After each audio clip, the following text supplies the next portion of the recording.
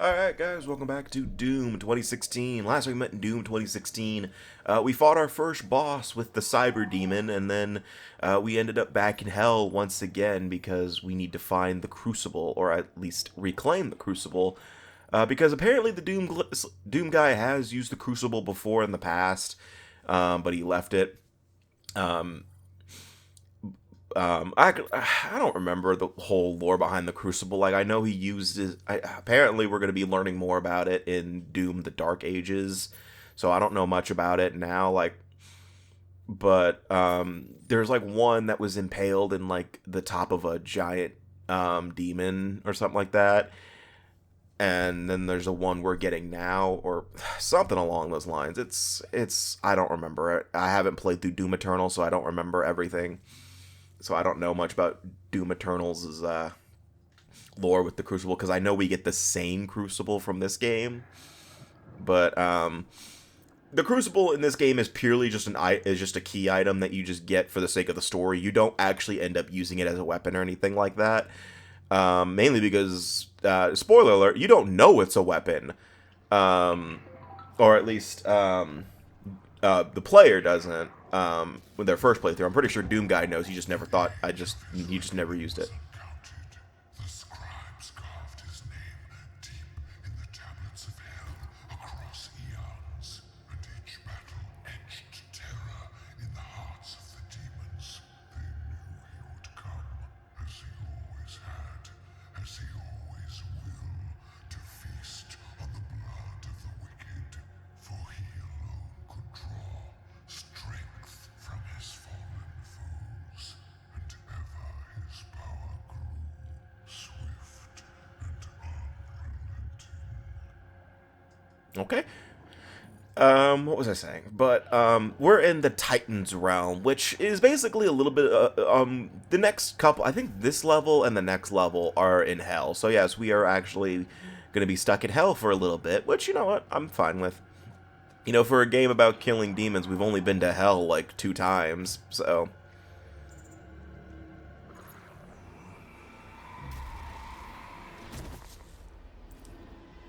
But, so what we have, so this mission's a bit of a maze, if I remember correctly, because we have to go to certain rooms and get the skulls that we need in order to progress, so it's a little bit of a maze. I mean, I think this was like a trial designed to,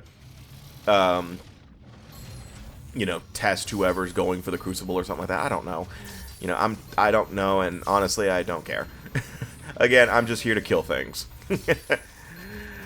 So yeah, I didn't look at the challenges for this level because I forgot to. I think one of them is find 2 secrets. You know, the whole usual exploration. Oh, there it is. Kill 20 demons while you. God damn it, I wasn't reading it.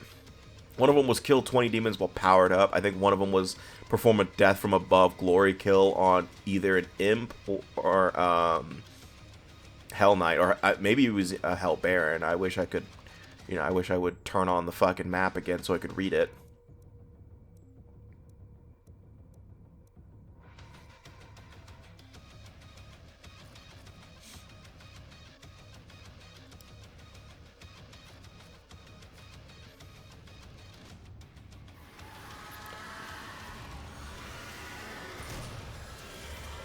Oh, Trick Shot's the other one I was thinking of.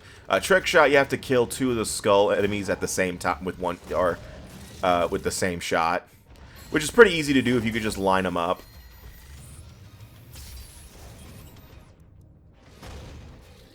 Yeah, what was the grenade gonna do for you? And you're dead. Oh, I'll just be back in 5 minutes again.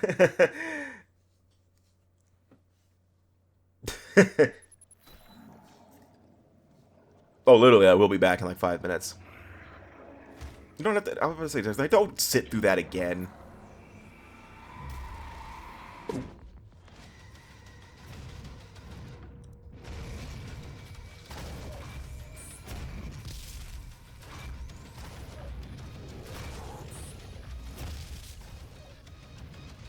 Just stop standing there when the cacodemons are coming towards you. What is wrong with you? I know the Gauss Cannon siege mode is basically the fastest way to kill mancubuses and cacodemons, but you leave yourself wide open when you do that.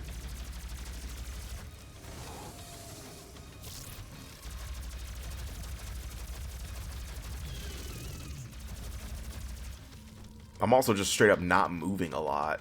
Because that's the thing about 2016 Doom specifically is you need to be moving while you shoot, not just standing still. Because that was the thing that you know, because that's kind of the thing with the recent Doom games apparently is that they've been doing is that they're, what am I doing?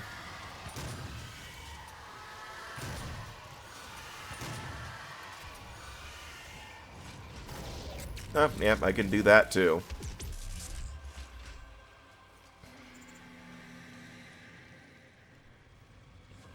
So be careful of the green goop down there. That's acid or something like that. It'll hurt you if you stand on it. But in some instances, you kind of have to go down there in order to activate stuff like switches, for example. But it's kind of like lava in the Metroid Primes series, where if you stand, the longer you stand on it, the more it hurts you. Ah, damn it! I didn't read it.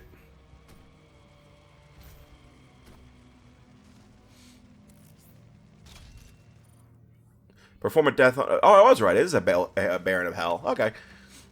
So yeah, that's the other two. That's the other two challenges, which I got trick shot, and then killed 20 demons using power ups. It doesn't matter which ones, as long as it's a power up. It could be the vulnerability, haste, or berserk, as long as it's with a power up on you.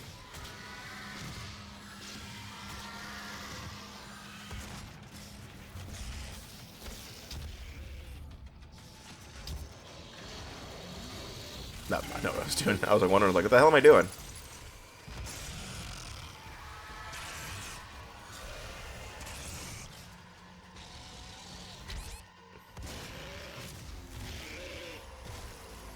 This was the end of a session, wasn't it? So this is the beginning of a session, if I remember correctly. So it might have been a bit since I last played Doom when I recorded this. So I'm trying to remember how to play the fucking game.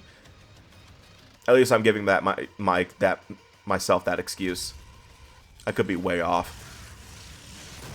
I tend to do that with games I haven't played it. Like whenever I'm Let's Playing and I go to another session, I tend to forget how to play the game for a split second, and then it takes me a few minutes to remember how to play. Especially if it's something I don't play as often at, like if it was something like the Arkham series, I know what the fuck I'm doing the second I get back in, unless it's Arkham Origins. I'm kidding. I remember Arkham Origins really well, despite the fact that I hate it. Now, if it's Arkham Origins Blackgate, that's a different story. But what was I saying? But Doom is one of those games I don't play as often as, the likes of the Arkham series or Metroid or something like that, where I can't really just, jump right back in after a week or two of not playing.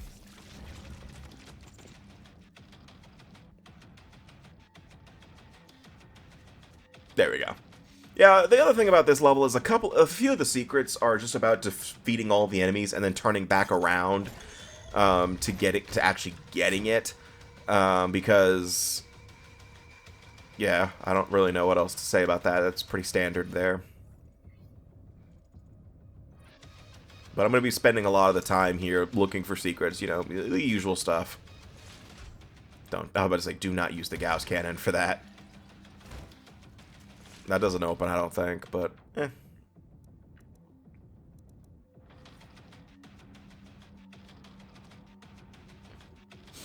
How the hell does Doomguy hold that? I know I said the same thing for the BFG and the Gauss Cannon. Actually, I'm pretty sure the Gauss Cannon and the chain gun are bigger than the BFG at this point.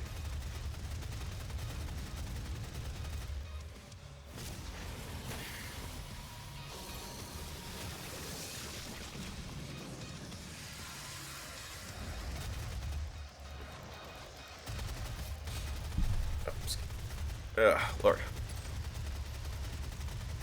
But we are approaching the final few chapters of the game now.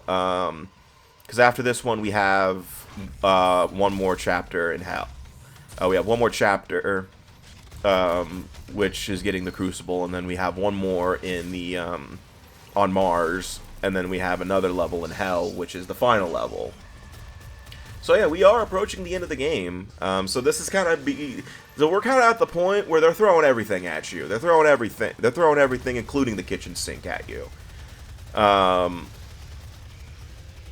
So you know, be ready for a lot of major threats to be in the room with you at once. You know, you're going to be seeing a lot of Barons of Hell, Pinkies, Mancubuses, different varieties of Mancubuses. You know, you're going to be seeing less and less of the Unwilling and Imps. You're going to be seeing, well, you're going to be seeing Imps a lot. Imps are pretty, despite, you know, being an early game enemy, I would say Imps are still a pretty sizable threat. Because, you know, they're pretty nimble and really fast. So they can hit you from any, they can hit you, run away, and keep doing it until you're dead. But and like, especially if you're distracted by trying to get rid of a Baron of Hell or a Hell Knight. Nah, I should have used that power up, but I didn't think about it. Or I just didn't think to look for it.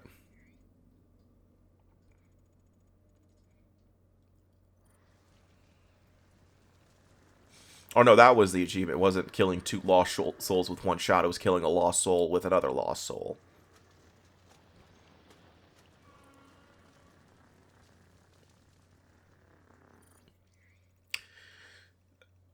Well, I need something to talk about. Fuck it, I'm going to talk about Invincible since, why not? Because I just watched the most recent episode today. I'm not going to get into spoilers for that episode because I'm not an asshole, and I won't really get into spoilers of Season 3, but I will say Season 3 is really good so far. I think really only one episode so far was, you know, it wasn't as good as the other episodes in the season, but it wasn't terrible. It was like, it was a padding episode because it was with Titan from season 1 again, and that was a character we haven't seen since season 1, besides like I think 1 or 2 flashes of him in season 2, you know, in passing. Like they showed a reaction shot of him from season 2 during season 2. But besides that, you know, Titan wasn't really an entity in Season 2 at all. And then, you know, Season 3 just brought him back just for the sake of they wanted to do something interesting, I guess. You know, but, like, at the same time, it wasn't the end of the world. It was also a way to, you know, get into, you know, show off more of Mark in the blue and black suit. And, you know, do the episode about the Invincible Core, or Invincible Inc., because that is a major part of the comics. So that was the reason for that episode, I would say, is show a little bit more about the Invincible Inc. But yeah. But you know, the most recent episode today that came out, I watched it right before I started recording. I thought it was really good. But besides that, I mean, so far the season overall is really good. I really can't wait for the next couple of episodes, especially with what they're teasing. Because what they're teasing is, you know, pretty big, and they're doing something that Marvel, I kind of wish Marvel did a little bit of a better job doing. You know, teasing multiverse stuff like that, you know. And Invincible's been teasing multiverse stuff since season fucking 1, to be frank with you here. So, but, you know, they're actually doing it in a somewhat interesting way. You know, because the MCU's multiverse has been, so far, the really only major multiverse project out of the MCU that I truly enjoyed was Spider-Man No Way Home. And even then, they didn't even leave the current universe. They just, you know, had Andrew Garfield and Tobey Maguire visit. But like, they did a really good job showing off Spider-Man variants. You know, because back in Oh, actually, I say the only one, but I also remembered I love Loki, and Loki is a multiverse project. I don't know why I didn't think about Loki. But like, besides those two, like Doctor Strange in the Multiverse of Madness was a little disappointing. I still thought it was good. It was disappointing in some areas. I mean, they really, really only went to one universe for an extended amount of time. What If was okay at first, and then it just kind of devolved after I want to say after like the midpoint of season 2. Because like season 3, I was saying, what the fuck am I watching in a few instances. One of them was I can't remember which episode it was, but it was the episode where Darcy and Howard the Duck are running away from everybody because of their magic egg, and I was just sitting there wondering, what the fuck am I watching? And also, I just didn't like the implication that the fact that Howard the Duck and Darcy had sex, because I just what? It's like she fucked a duck. What? But besides that, I mean, What If was just, they didn't really do anything to dive into the actual possibilities of the multiverse. Most of the time, it was just, a slight change in the story, even if it was a pivotal moment. But, like, I think the most interesting thing they did with What If was, the episode where Killmonger saves Tony. That was a pretty interesting moment, but at the same time, all they did was just make Killmonger evil towards the beginning of the MCU. That's all that really happened. I like the Doctor Strange episode, though, of Season 1. I did like that one. That was probably the best one. But, and then, but like, besides that, Deadpool and Wolverine, yeah, it did dive into the multiverse, but it didn't really do much with it. Besides a few, it was similar to Doctor Strange, where, yeah, Deadpool goes to different universes, but he doesn't spend any extended amount of time there. Like, most of the movie takes place in the Void, and then he just goes back to his home universe, and that's about it. But I mean, overall, the movie was good. I mean, I'm not saying Deadpool and Wolverine was a bad movie. I know there are some people out there who say that it was. Me personally, I thought it was really good. So good, I went to see it like 3 times. So, but besides that, I mean, I know what I'm doing. I'm trying to get rid of them, so I don't have to deal with them.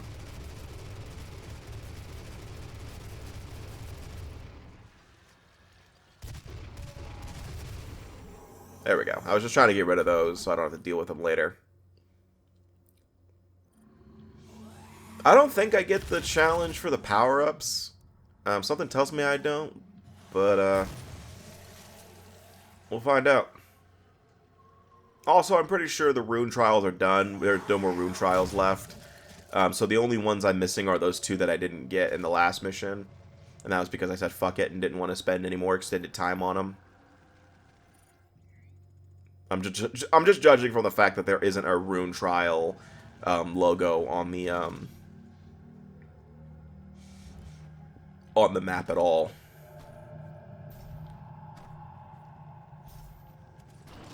But on the topic of superhero stuff, I look forward to the Superman movie.